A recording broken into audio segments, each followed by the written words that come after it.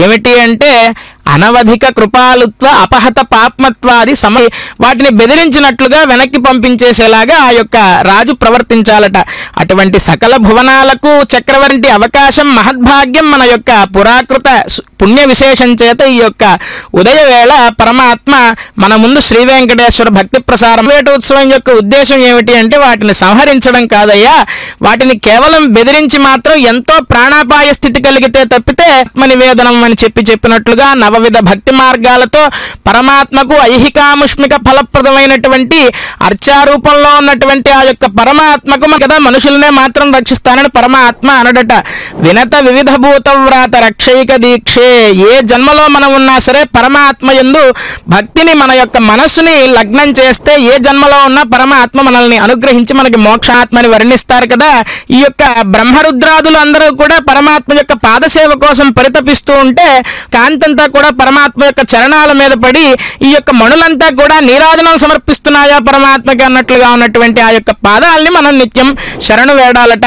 పాదాలను శరణు వేడితే కనుక పరమాత్మ మనల్ని వెన్నంటి రక్షిస్తాడు అని చెప్పి మనకు పెద్దలు చెబుతూ ఉంటారు. అటువంటి పరమాత్మ యొక్క పార్వేట ఉత్సవంలో భాగంగా లీలా విశేష మాత్రంగా వ్రాత రక్షైక దీక్ష ఆయనకు ఉన్నటువంటి ఒక్క వ్రతం ఏమిటి అంటే అనవరత ఆర్తరక్షణ దీక్షాదక్షుడు. ఎప్పుడు కూడా ఎవరైనా ఆర్తితో పిలుస్తారా అని చెప్పి చూసి పరమాత్మ.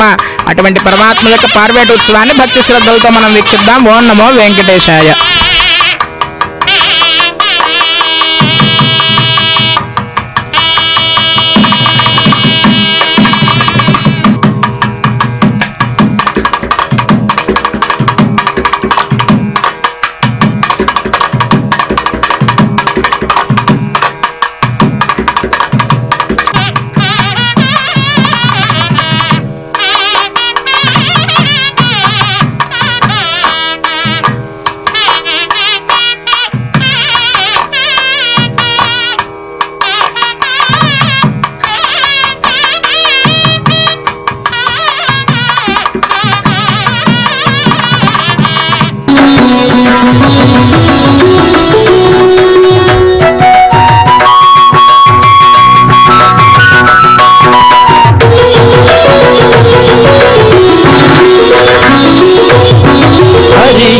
సుతాయని ఆడరే పురుషోత్తమాయని